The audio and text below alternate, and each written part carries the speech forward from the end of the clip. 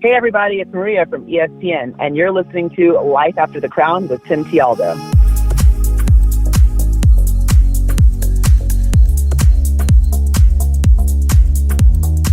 Hey everybody, welcome to the Life After the Crown podcast, where each episode I bring you interviews with former pageant contestants, title holders, and women of influence who are now succeeding across many different industries in the real world. My name is Tim Tebow, TV and pageant host, entrepreneur, author, and somebody who just wants to help you become better. Now, if you're wondering what life looks like after pageants, the advice, the stories, and the interviews that you hear on this podcast will not only inspire you, but help make your transition from pageants to professional life a bit easier to handle. So if this is your first time listening, thanks for tuning in. We're glad you're with us. Let's get started. My guest today is a native of Alpharetta, Georgia, and joined ESPN as a college analyst and reporter in 2014. She is one of the network's most versatile commentators and was named a reporter for College Game Day and ABC Saturday Night Football in 2017. She had previously served as the host of the SEC Network's traveling pregame show SEC Nation, alongside analysts Tim Tebow, Marcus Spears, and Paul Finebaum. Her versatility is showcased on a variety of ESPN's shows and platforms as she hosts College Football Live, Big Monday, and NCAA Women's Final Four studio coverage. She serves as a regular co-host on Get Up and works as a sideline reporter on Saturday Primetime and marquee men's basketball games throughout the season. In addition, she is an analyst on other SEC and ESPN telecasts, including volleyball and women's basketball. She attended the University of Georgia, where she played volleyball and basketball for the Bulldogs, and she was named to the All-SEC volleyball team 3 times and was also a member of the USA A2 National Volleyball team. She graduated from Georgia in 2009 with a degree in broadcast news. Wow, what a resume. Rising star Maria Taylor, let me roll out the red carpet for you. Welcome to Life After the Crown. Thanks for being here. Thanks for having me. Hey. Yeah, listening to all that just makes me feel old. I'm like, oh, yeah. You're so I've been old. doing So this for too long.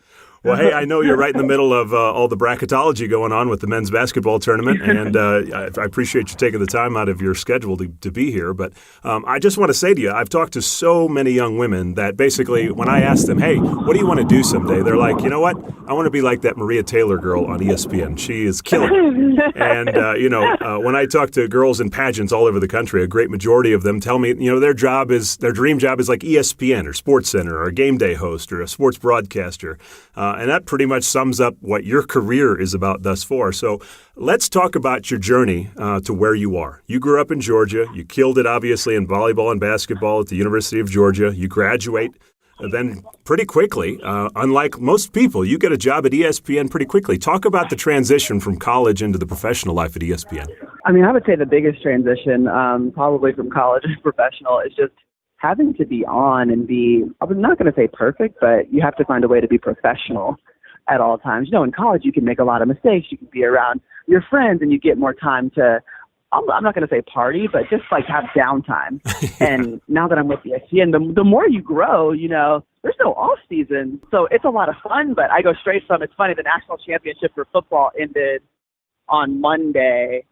And then that Saturday, I was at a UNC Louisville game for basketball. And so basketball season started immediately after. So it's almost like finding what is this balance going to be of being a professional. How do you still find time for yourself so you don't necessarily go crazy, but finding a different way to channel that energy. In a lot of ways, I find it in mentoring and having people on the road with me. So it's interesting that you say that young women say that, because that is very, very important to me. Well, let me ask you this. Now, knowing that, ESPN is a dream job for a lot of people, I'm sure it was for you. Talk about what your expectation was when you got hired at ESPN versus what you've now gone through and experienced in the first few years. My expectation when I first started at ESPN was just to work in volleyball and women's basketball. Like, to me, those are the two communities that I knew and I loved. And part of the reason why I got into sports broadcasting was to work in those fields, because I saw the analysts that would come through and do our games. So when I got to ESPN, and at one point they come to me and say, hey, we've got this opening in college football. Would you be interested? At first, of course, I'm going to say yes, but it's just not something that I had planned. And, there's so many turns in life that we can't even plan for.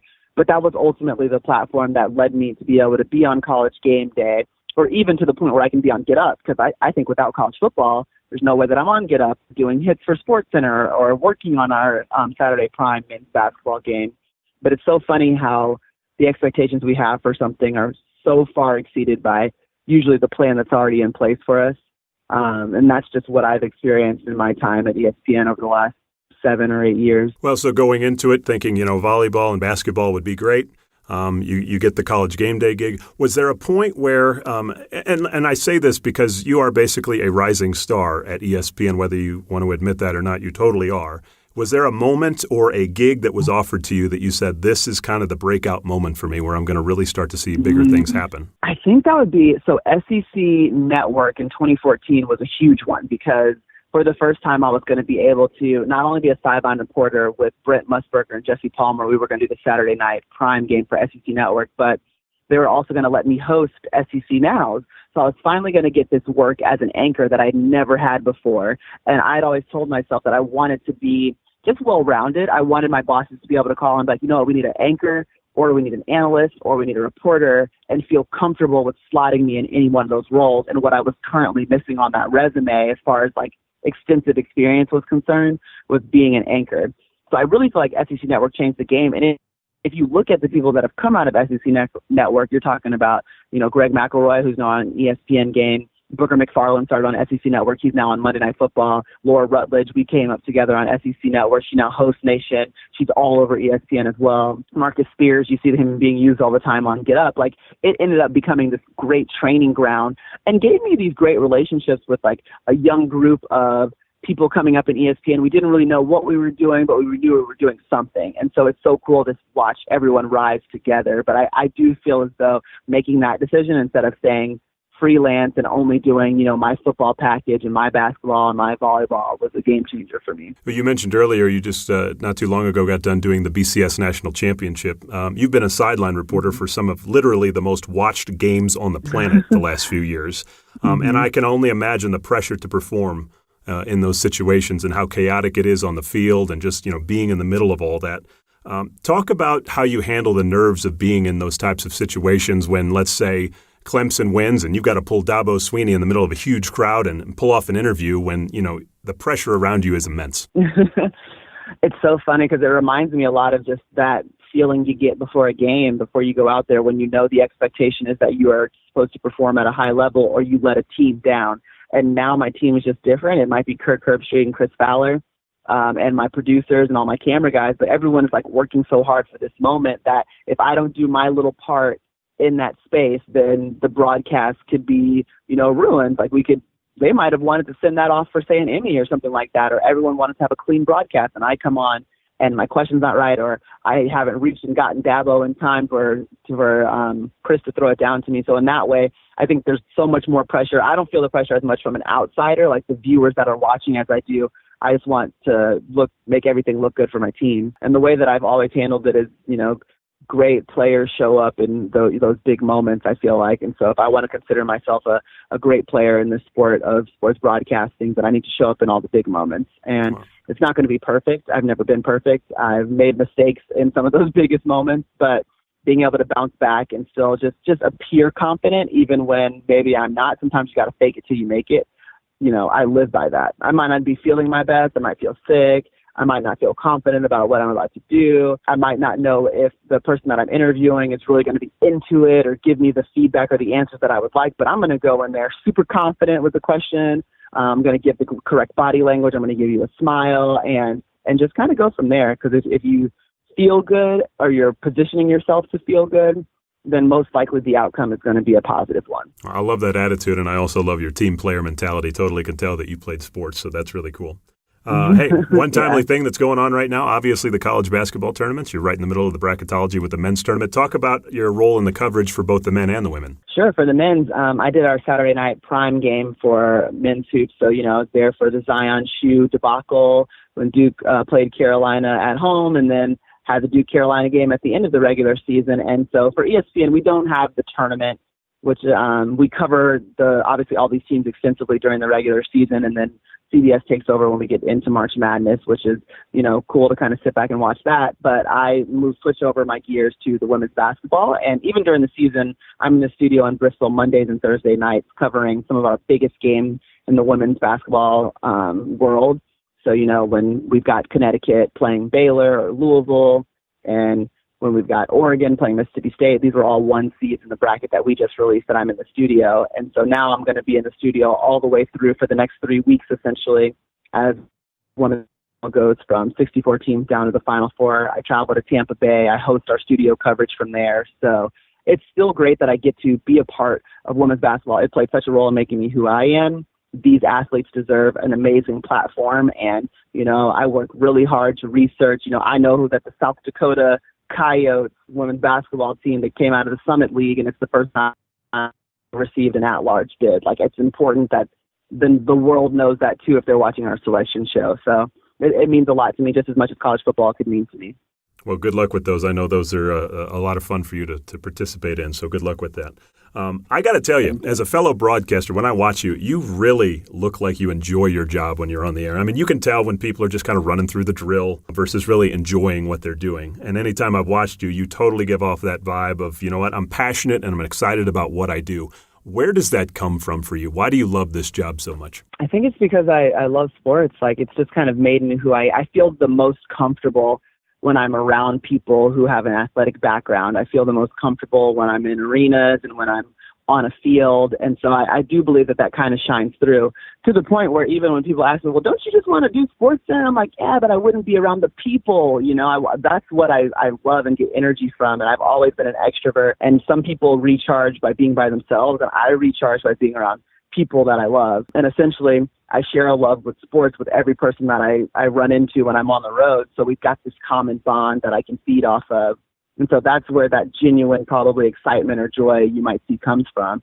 And I do believe, like, I'm genuinely curious about everyone's back. Like, I really want to know. Like, if I'm asking a question or doing a sit-down interview, it's like, I really want to know why RJ Barrett speaks French, but is also, like, probably the second best player in the world right now, and it's probably going to be a lottery pick in the draft. So it's small things like that kind of fuel me and energize me throughout this broadcast. Was there somebody that you modeled your style after? Is there somebody you watched growing up that you said, I want to be like her? It was definitely Robin Roberts. And what I loved about her, and I always tell people, don't turn the TV on and say, I'm going to act just like that person, because if you fake it, people will notice, and you just won't get the right response. Being genuine, being authentic on TV is what's going to make you unique and what's going to bring you success, essentially. But you can take pieces from people. And Robin Roberts said it in an interview I recently did with her, and it's just that success leaves clues. And so for me, what I loved about her was, when I watched her on TV, I felt as though she was in my living room. If she wasn't in my living room, she was someone that I wanted to invite into my living room because I already know her. And so how do I create that same aura when people watch me? Just kind of being this down-to-earth person that doesn't talk down to people, that is genuinely interested in the people that she's interviewing. Those are all the vibes that she gave off. So I have modeled that part of who I am as a broadcaster after her. And then also, like, my dream shifted from just working at ESPN to Good Morning America, because I've always watched her and loved her, since the days when she was working at ESPN. She was there for 15 years. And one of the first books I read once I decided I wanted to be in sports broadcasting was her From the Heart, 7 Rules to Live By. Then she created another book that was 8 Rules to Live By, and I still have the original books with all my highlights in it and my notes, and just taking to heart the way that she approached becoming a broadcaster. And she was an athlete too. She approached it like an athlete, not letting anything set her back or being discouraged by certain circumstances, and how you position yourself the same way an athlete would position themselves in a game. Just like interesting nuggets that she had. I've certainly modeled myself after her. Well, you mentioned your interview with her. Your new platform is called The Journey. Can you talk a little bit about it and when people can tune in to hear it or watch it? Absolutely. Robin Roberts was my first interview. I'm so excited about that. I am a fan. I am just like a fangirl of her, and also a mentee, I would consider myself. But yeah, it's called The Journey Unscripted. And it's essentially just a way for me to spend more time interviewing people that I've drawn inspiration from. So it doesn't necessarily have to be on a court or a sport. We can take it outside of the field of play. And people that are interesting, talking to them about their faith, how that's impacted them, the items that they're reading or they're listening to and drawing inspiration from, talking about those failures and those setbacks and how they got through them. Because I think we spend so much time as a society and a community worrying on the success and where people are right now, but we just forget where they came from. So that's where that journey comes in. And we're taking the script away. So we're taking away all the polished parts of that and being honest about, things that were difficult, and the things that you have to persevere through, and understands that there will be some hard times. It's not going to be perfect all the time. But if you persevere, if you stand strong in your faith, if you're humble and you're grounded and all these things, and you rely on your family and not feedback from strangers, then you can get to where you want to go. And that's what I'm hoping each episode does. And it'll be on my IGTV. I'm at Maria Taylor on Instagram. It'll be posted to YouTube. And also you can find it on Apple iTunes, The Journey Unscripted with Maria Taylor. Well, very cool. I'll definitely make sure people tune into that. I'd be killed if I didn't ask for all those younger women listening. Just like you looked up to Robert Roberts, there are a ton of young women that look up to you now and say the same thing. For those listening and wondering, how do I get into the line of work that Maria's in, or what advice would she have for me? Could you maybe just give them some pieces of wisdom? Sure. My biggest piece of advice is to say yes to everything. I think a lot of kids, I was just talking to someone, and they said, I just wanted to make the decision that was best for the company and for me. And when I was coming up, I was just like, yes, yes, yes, yes, yes. Like, if you asked me to go and get coffee, I was a runner for the ESPN Monday Night Football game when they came to Atlanta, and it was a wild card game. And all I was doing was making coffee for Stuart Scott and like running water from Walmart to the crew.